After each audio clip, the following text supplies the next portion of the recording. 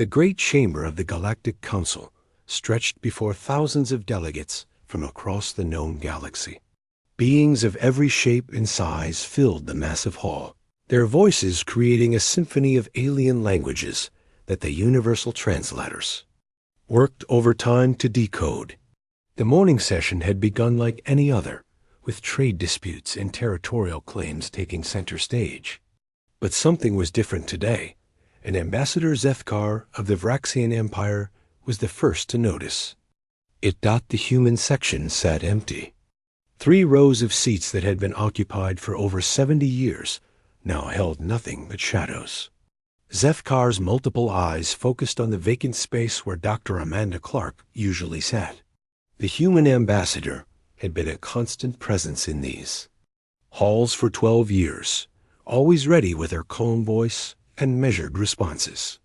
She had a way of cutting through the political noise that many found irritating, especially the Vraxians, who had spent considerable effort blocking human expansion into the Outer Rim territories. "Where are the humans today?" asked Delegate Vorthen, his tentacles writhing with curiosity. The question rippled through the nearby delegates, but no one seemed to have an answer. The human delegation had simply failed to appear, which was unprecedented in galactic history. Every member species had representatives present at every session, no matter what conflicts or disasters might be happening in their home systems. Zethkar felt a strange mixture of satisfaction and unease. For years, the Vraxians had worked to limit human influence in galactic affairs. Humans were newcomers to the galactic stage, having achieved faster than light travel only 2 centuries ago. Compared to species like the Vraxians, who had been spacefaring for over 5,000 years, humans were barely out of their planetary cradle. Yet somehow, these young creatures had managed to insert themselves into every major galactic initiative, often proposing solutions that older, wiser species had overlooked. The session continued without the humans, but their absence created an odd gap in the proceedings. When the trade route efficiency proposal came up for discussion, several delegates looked toward the empty human section. Amanda Clark had been working on that proposal for months, promising improvements that could cut shipping times by 30% across the major trade lanes. Without her input, the discussion felt incomplete, and eventually the matter was postponed. Meanwhile, across the galaxy, subtle changes were taking place that few noticed at first. On Kepler Station, the massive trading post that served as a hub for the Outer Rim colonies, station manager Kyle Rodriguez was having the strangest week of his career. Human ships were leaving faster than they arrived, and many of the human-owned businesses were quietly closing their doors. The pattern was so gradual that most aliens barely registered it, but Kyle kept careful records, and the numbers told a story that made him uncomfortable. The shipping company that had handled cargo transfers for 15 years suddenly announced they were terminating their contracts. The engineering firm that maintained the station's life support systems filed notices that they would not be renewing their service agreements. One by one, human enterprises were pulling back from their commitments, always with polite explanations about corporate restructuring or strategic refocusing. Dr. Patricia Wells finished her final report on the Zenthari mining operations and submitted it to the appropriate authorities. Her work on improving asteroid extraction efficiency had increased productivity by 40% over the past 3 years, but she had quietly declined to renew her consulting contract. When the Zenthari asked for explanations, she simply stated that she was pursuing other opportunities. They assumed she had found better-paying work elsewhere and wished her well. On Earth itself, President Laura Bennett stood in the Oval Office, staring at a document that would change everything. The final evacuation reports showed that 97% of human colonies had completed their withdrawal from joint ventures with alien species. The massive generation ships hidden in the outer solar system were nearly ready for departure. Humanity had been planning this moment for decades, ever since it became clear that their contributions to galactic civilization were consistently undervalued and their requests for equal treatment were routinely denied. The decision to leave had not been made lightly. Humanity had tried for 70 years to find their place among the galactic powers, but every attempt at partnership had resulted in disappointment. The Altarian collective treated humans like useful pets, capable of interesting tricks, but not worthy of serious consideration. The Catherian Republic valued human military innovations, but refused to share their own advanced technologies. The Vraxian Empire saw humans as competition to be eliminated rather than partners to be welcomed. Bennett remembered the incident that had finally convinced the Earth government to begin the Exodus preparations.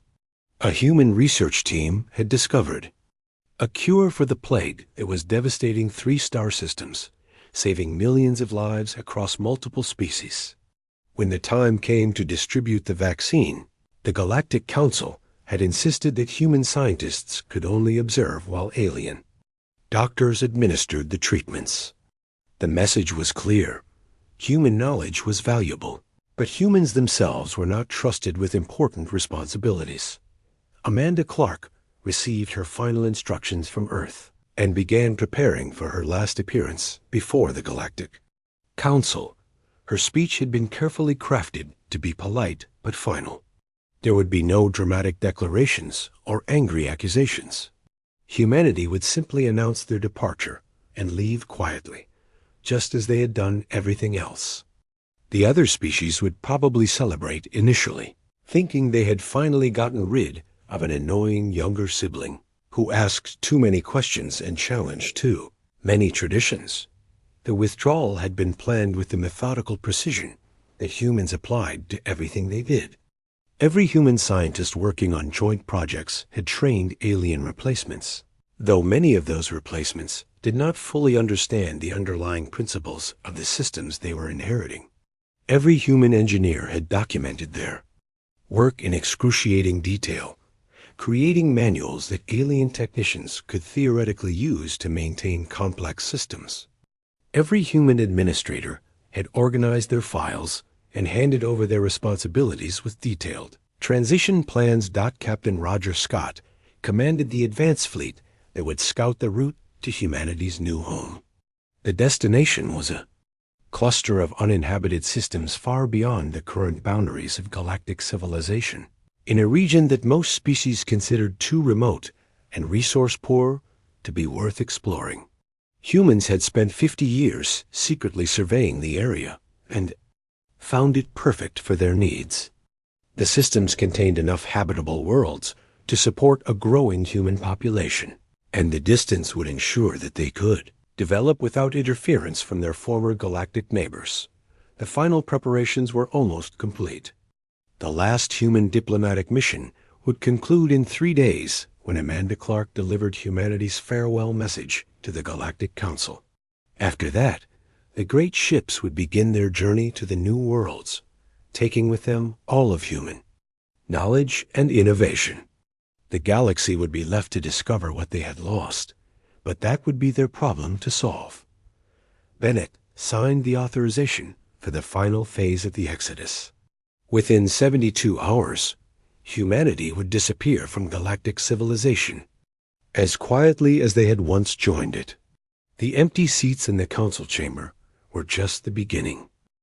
3 months had passed since Amanda Clark delivered her brief farewell speech to the Galactic Council, and the initial celebrations among the member species were beginning to fade into confusion.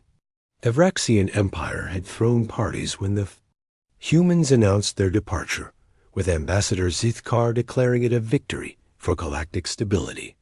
The younger species had finally learned their place in withdrawing from affairs beyond their understanding. But now, strange problems were emerging across Vraxian space that no one could explain. The first sign of trouble came from the asteroid mining facilities in the Zarion Belt. Chief Engineer Vext stared at the massive extraction platform that had been operating flawlessly for 15 years. Now it sat motionless in space, its cutting arrays dark and its processing units silent. The human technician who had designed the extraction protocols had left detailed manuals before humanity's departure, but those manuals might as well have been written in an ancient dead language for all the sense they made to vexed H and his team. The problem was not just that the equipment was complex, though it certainly was that. The real issue was that the human engineer had built the system to work with the natural rotation and gravitational forces of the asteroid belt, creating an elegant dance between technology and physics that maximized efficiency while minimizing energy consumption. The Vraxian engineers, who were trying to restart the operation, kept approaching it as a brute force problem, trying to overpower the asteroids rather than work with them. Every attempt resulted in damaged equipment and frustrated technicians. Similar scenes were playing out across the galaxy as alien species discovered that human-designed systems required a fundamentally different approach to operation and maintenance. The Zentari Mining Consortium faced the same problems on a larger scale, with dozens of facilities going offline as alien engineers struggled to understand human methodologies. The humans had always claimed their approach was more efficient, but the other species had assumed this was just typical human arrogance. Now they were learning that human efficiency came from a deep understanding of how to work with natural forces rather than against them. Trade routes that had operated smoothly for decades began experiencing massive delays and logistical nightmares. Captain Lisa Murphy had managed the most successful shipping network in the outer spiral, coordinating thousands of cargo vessels across hundreds of star systems. Her algorithms took into account not just the shortest distances between points, but also gravitational fields, stellar wind patterns, fuel consumption rates, and even the psychological preferences of different alien species for certain types of environments during long journeys. The Altarian collective had assumed they could simply replace Lisa's systems with their own advanced computers, but they quickly discovered that raw computational power was not enough. Lisa's roots were based on decades of experience and intuitive understanding of how different factors interacted with each other in ways that pure logic could not capture. The Altarian computers could calculate the fastest route between 2 points, but they could not predict that Catherian crews performed better on routes that avoided certain types of stellar radiation, or that Vraxian cargo handlers worked more efficiently when ships arrived during specific parts of their day cycle. The result was chaos in the shipping lanes. Cargo vessels arrived at destinations with sick crews, spoiled goods, or damaged equipment. Delivery schedules that had been reliable for years became meaningless as ships encountered delays that the new routing systems had not anticipated. Trade agreements that depended on precise timing began falling apart as suppliers could no longer guarantee when their products would arrive. On the military front, the Catherian Republic was discovering that their fearsome fleet had developed some embarrassing vulnerabilities. Commander Jake Foster had been quietly upgrading Catherian ships for 20 years, improving their shield generators and weapon systems with modifications that seemed simple but proved devastatingly effective in combat. The Catherians had been happy to accept these improvements without bothering to understand how they worked, assuming that their own technical superiority meant they could reverse engineer anything if necessary. Now their fleet maintenance crews were struggling to keep the upgraded systems functioning. Jake's modifications were not just simple additions to existing technology, but fundamental changes to how the systems operated. He had rewired shield generators to draw power more efficiently from the ship's engines and modified weapon arrays to work in harmony with the ship's defensive systems rather than competing with them for energy. The result had been ships that could fight longer and harder than any other vessels in the galaxy, but only as long as someone understood how all the pieces fit together. Without Jake's expertise, Catherian ships were beginning to experience cascade failures during combat exercises. Shield generators would overload when the weapons fired at full power, or weapon systems which shut down when the shields took heavy damage. The elegant balance that Jake had created between offense and defense was falling apart, leaving the mighty Catherian Navy increasingly vulnerable. The medical crisis on Vraxia Prime was perhaps the most serious immediate problem facing any of the galactic powers. Dr. Patricia Wells had developed the cure for the Vraxian plague 30 years earlier. But more importantly, she had designed the production facilities that manufactured the vaccine.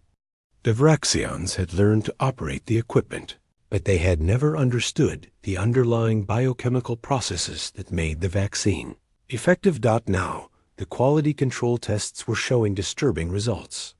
The vaccine being produced was chemically identical to what Dr. Wells had originally created, but it was not working as effectively in clinical trials. The Vraxian doctors assumed there must be contamination in the production process and spent weeks sterilizing equipment and testing raw materials. But the problem was not contamination.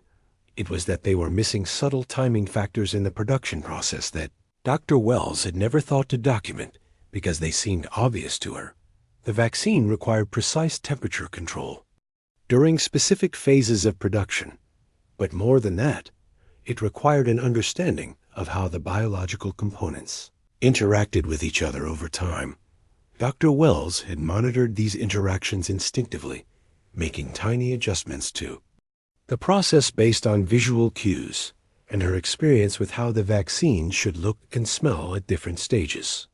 The Vraxian technicians were following her written procedures exactly, but they lacked the deep understanding needed to recognize when something was going wrong and how to correct it. As the vaccine's effectiveness declined, cases of the plague began appearing in remote Vraxian colonies. The disease had been dormant for decades, kept in check by regular vaccinations, but now it was starting to spread again. Panic began to set in among Vraxian medical authorities as they realized they might be facing a full-scale epidemic without the human expertise that had originally saved their species.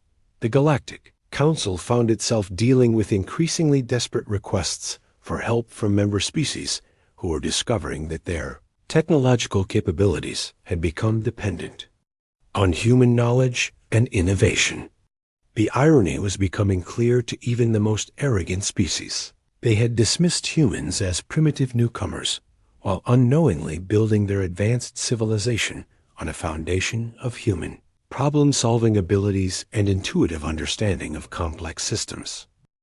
6 months after humanity's departure, the true scope of the crisis was becoming impossible to ignore. What had started as isolated equipment failures and logistical problems was now revealing itself as a fundamental collapse of galactic civilization's infrastructure. The problems were cascading through every system that connected the thousands of worlds of known space, and the common thread in every failure was the same. Humans had built it, and now no one else could make it work properly. The interstellar communication network was the first major system to show signs of complete breakdown. Danny Walsh had designed the quantum relay protocols 25 years earlier, solving the complex mathematics required to maintain faster than light communication across the vast distances between star systems. His elegant solution had made it possible for beings on opposite sides of the galaxy to have real-time conversations, enabling the political and economic cooperation that held galactic civilization together. The network consisted of thousands of relay stations positioned at carefully calculated points throughout space, each one amplifying and redirecting quantum signals to maintain coherent communication across impossible distances. The alien technicians who operated these stations understood how to perform routine maintenance and replace worn components, but they had never grasped the underlying principles that made the network function as a unified system. Danny's design was based on a deep understanding of quantum mechanics combined with an intuitive grasp of how information flowed through complex networks. He had not just solved the technical problems of faster-than-light communication, but had created a system that could adapt and route around failures automatically. The network could lose dozens of relay stations and still maintain connectivity by finding alternative pathways through the remaining nodes. But that adaptive capability depended on subtle calibrations that Danny had built into each relay station. The quantum fields had to be precisely aligned, not just with the stations they were directly connected to, but with the entire network topology. As individual stations began to drift out of alignment due to normal wear and gravitational influences, the network's ability to route around problems started to degrade. The first relay failures occurred in the outer rim territories, where stations were spread farther apart and the quantum fields had to stretch across greater distances. Entire sectors lost contact with the galactic core as relay chains broke down one by one. The Altarian Collective's technicians tried to compensate by boosting power to the remaining stations, but this only accelerated the breakdown by overloading equipment that was designed to operate within specific parameters.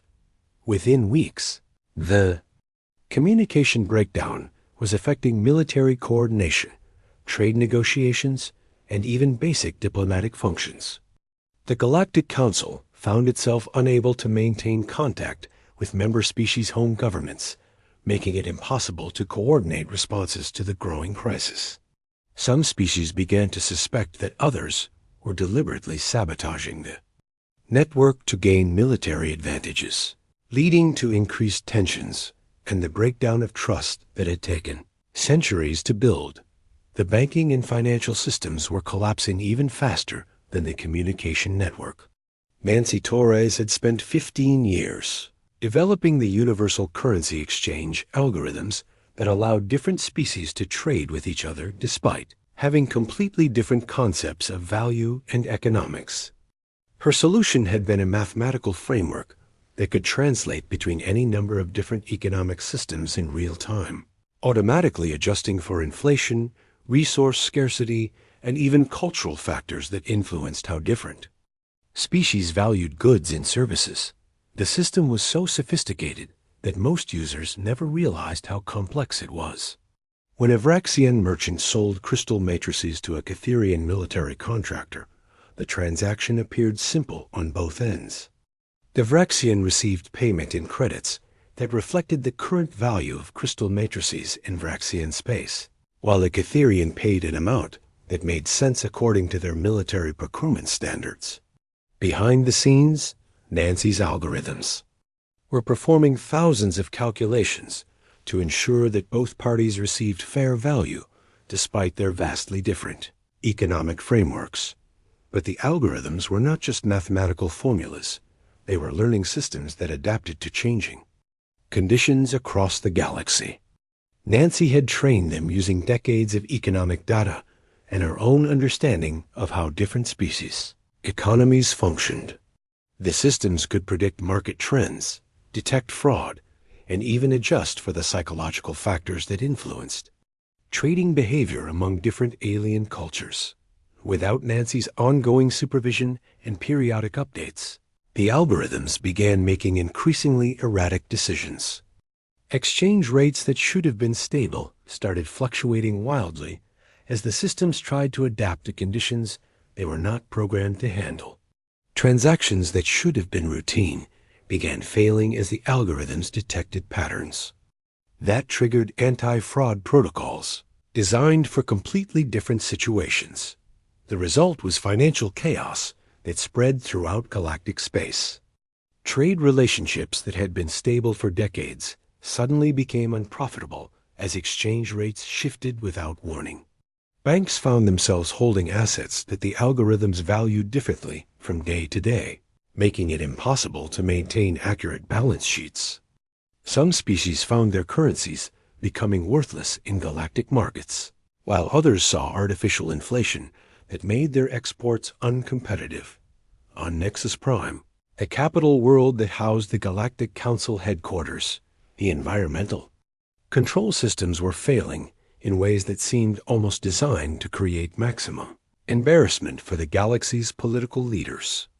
The massive complex that housed representatives from dozens of different species had always been a marvel of engineering, maintaining perfect atmospheric conditions for beings who breathed everything from methane to chlorine gas. Chris Parker had designed the environmental systems with characteristic human attention to detail and efficiency, rather than creating separate atmospheric zones for each species, which would have required massive energy consumption and complex isolation.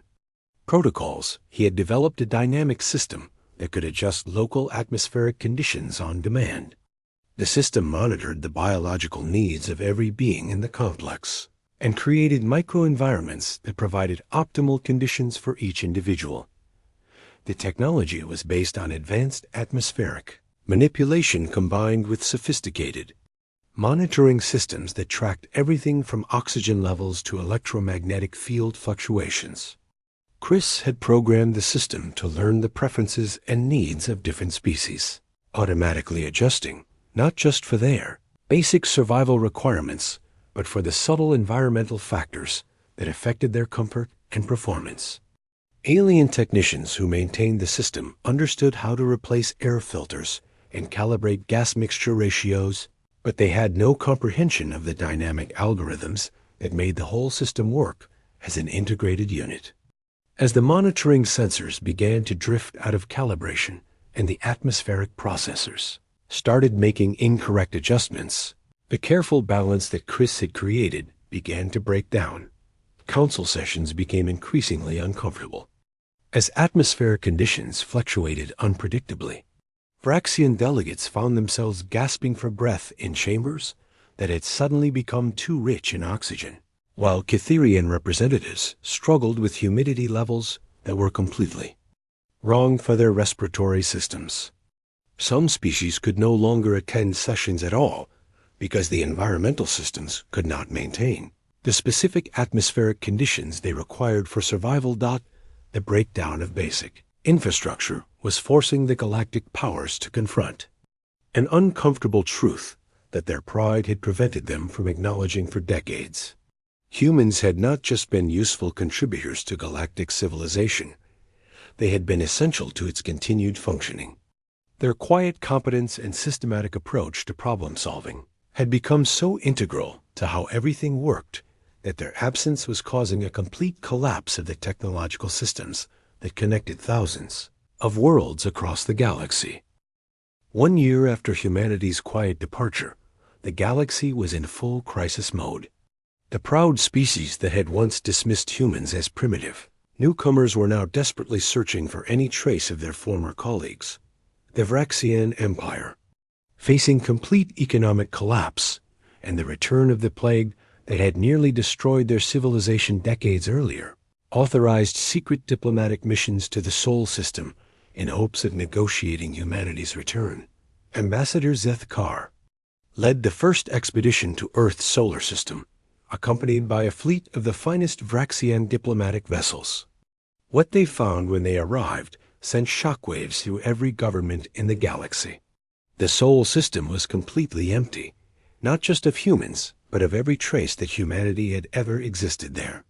Space stations that had orbited Earth for centuries were gone, along with the massive orbital shipyards that had built some of the galaxy's most innovative vessels. Mining installations throughout the asteroid belt had vanished, leaving only empty space where thriving industrial complexes had operated for generations. Even more disturbing was the discovery that Earth itself showed no signs of recent habitation. Atmospheric scans revealed that the planet's ecosystem was functioning normally, but there were no cities, no industrial facilities, no evidence that an advanced civilization had ever lived there. It was as if humanity had not just left, but had systematically erased every trace of their presence with a thoroughness that bordered on the impossible. The Vraxians were not the only ones searching for the missing humans. The Altarian Collective had dispatched their most advanced exploration fleets to scan every system within 1,000 light years of Sol, using sensor technologies that could detect artificial structures across vast distances. They found nothing. The Cytherian Republic committed half of their military fleet to the search, convinced that their superior firepower would somehow force the humans to reveal themselves. They also found nothing. It was becoming clear that humanity's departure had been planned and executed with a level of precision and foresight that none of the other species had imagined possible. Helen Carter, who had served as Earth's evacuation coordinator, had spent decades preparing for this moment. While the other species had been focused on their political maneuvering and territorial disputes, humanity had quietly developed technologies and strategies that allowed them to disappear completely from galactic civilization. The search efforts revealed just how little the other species had really known about human capabilities. The generation ships that had carried humanity to their new home were built using advanced cloaking technologies that made them invisible to every type of sensor the galaxy's major powers possessed. The ships themselves were marvels of engineering that combined efficiency with innovation in ways that alien scientists were only beginning to understand. But the most shocking discovery was that humanity had been preparing for their departure for over 50 years. Evidence found in abandoned human facilities suggested that Earth's government had begun planning the exodus shortly after joining the Galactic Council, as if they had always expected that their relationship with the other species would eventually reach a breaking point.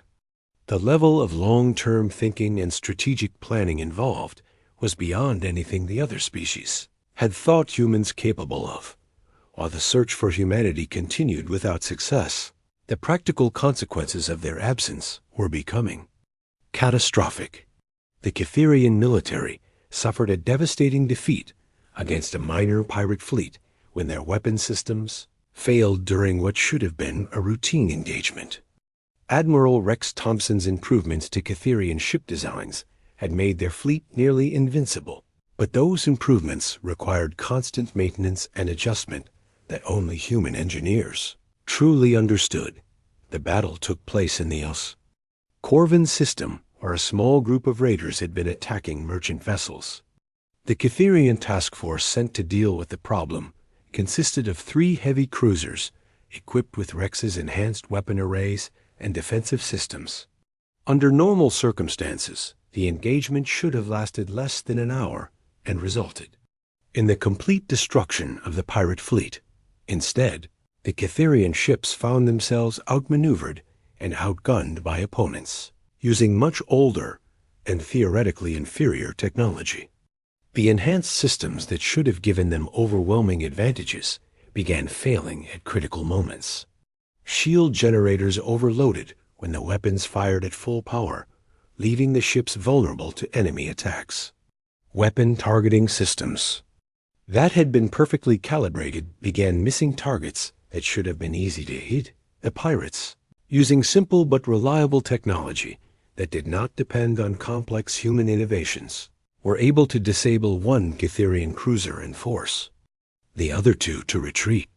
The defeat sent shockwaves through the Cytherian military and demonstrated to the entire galaxy that even the most powerful fleets were vulnerable without human technical expertise.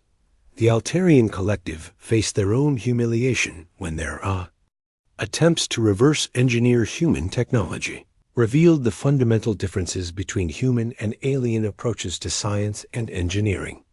The Altarians had always prided themselves on their intellectual superiority and advanced theoretical knowledge, but they discovered that human innovations were based on principles that their rigid thinking could not comprehend.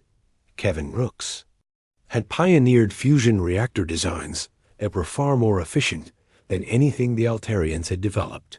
Despite their supposedly superior understanding of nuclear physics, the human reactors were smaller, safer, and produced more energy, while generating less waste than Altarian designs that required massive installations and complex safety systems. But when Altarian scientists tried to understand how Kevin's reactors worked, they found that the designs violated several theoretical principles that they had believed were fundamental laws of physics.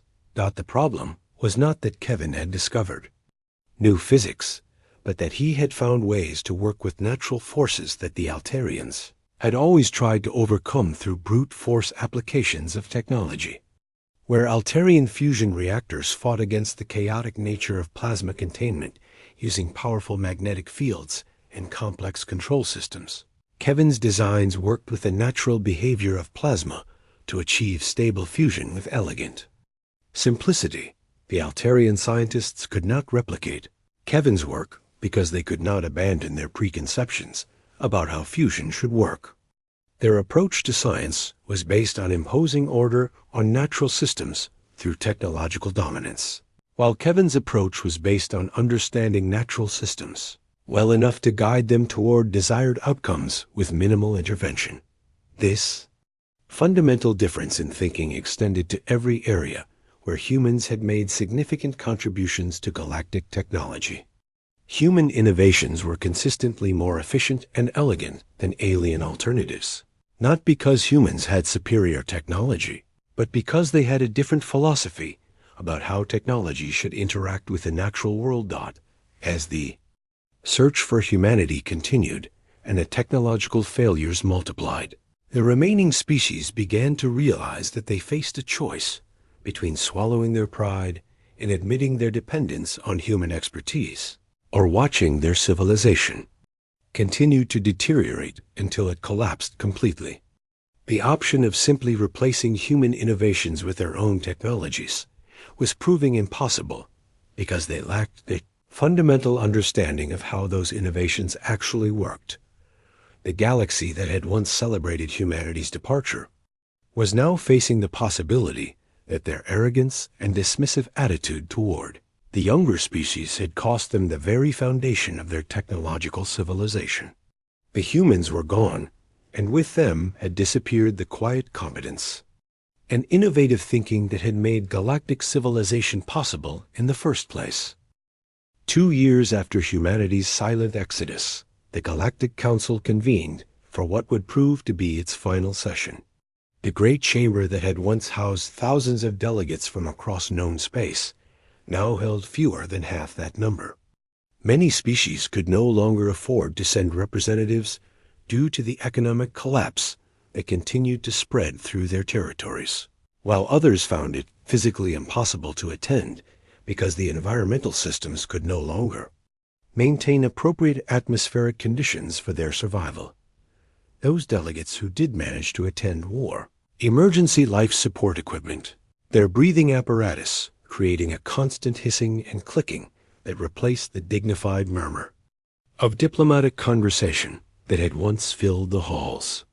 The environmental controls that Chris Parker had designed to seamlessly accommodate dozens of different species had deteriorated beyond repair, forcing each delegation to bring their own atmosphere in portable containers that would last only a few hours at most. Ambassador Zeth Carr looked around the chamber with a mixture of disbelief and growing horror. The Vraxian Empire that he represented was barely functioning as a unified government. The plague that Dr. Patricia Wells had cured 30 years earlier had returned with a vengeance, spreading beyond Vraxia to affect multiple species throughout their territory. The vaccine production facilities continued to operate, but the vaccines they produced were becoming less effective with each batch, and no one understood why or how to fix the problem. The economic situation was even worse than the medical crisis. The Vraxian currency had lost 80% of its value in galactic markets due to the chaotic fluctuations in Nancy Torres's exchange algorithms. Trade routes that had been profitable for centuries now resulted in massive losses as shipping costs skyrocketed while delivery schedules became meaningless. The asteroid mining operations that had provided the foundation of Vraxian wealth sat idle in space, expensive monuments to technology that no one could operate. The Altarian Collective's representative, Coordinator Vexan, presented a report that contained more bad news than anyone wanted to hear. Their advanced sensor networks, which had been the backbone of galactic security and intelligence gathering for decades, were failing at an accelerating rate. The monitoring stations that tracked ship movements, detected potential threats, and maintained surveillance over thousands of worlds were going dark one by one as their human-designed systems degraded beyond repair. The loss of the sensor network was creating a security nightmare that threatened every species in the galaxy. Pirate fleets that had been controlled for generations were now operating freely in regions where the monitoring systems had failed. Rogue military units from various species were taking advantage of the surveillance gaps to settle old territorial disputes without fear of detection. The carefully maintained peace that had existed between galactic powers for centuries was breaking down as suspicion and fear replaced the trust that had been built on shared information and mutual monitoring. The Cytherian Republic faced perhaps the most immediate military threat. Their fleet, once the most powerful force in the galaxy, had been reduced to less than 30% operational capability. The elegant modifications that Admiral Rex Thompson had implemented over 2 decades were failing faster than the Cytherian. Engineers could repair them, and each repair attempt seemed to create new problems elsewhere in the ship systems. The most recent disaster had occurred during a routine patrol mission in the Fin Beta Centauri sector. A Cytherian battle group consisting of 5 heavy cruisers had encountered what should have been a minor threat, a single damaged freighter that appeared to be in distress. When the Cytherians moved to investigate, the freighter revealed itself to be a disguised raider equipped with surprisingly effective weapons. Under normal circumstances, 5 Cytherian heavy cruisers would have destroyed the raider within minutes. Instead, the engagement turned into a humiliating defeat for the galaxy's former military superpower.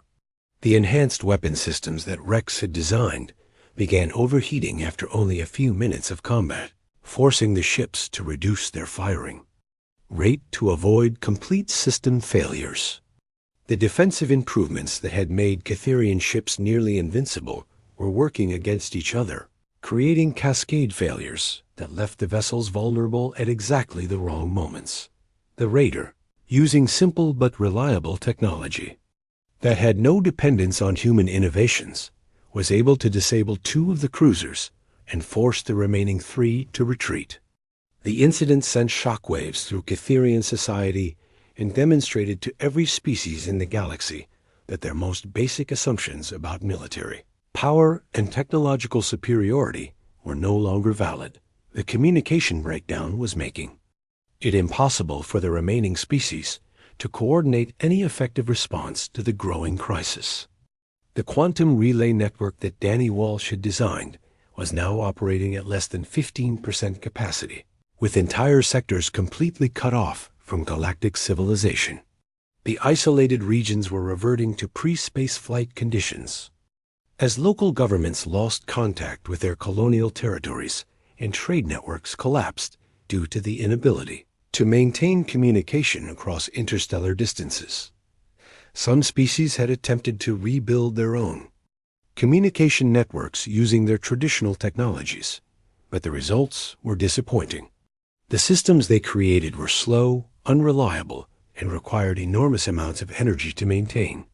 What had seemed like a simple matter of replacing human technology with their own solutions proved to be impossible because they lacked the fundamental understanding of how to make such systems work efficiently across the vast distances of space.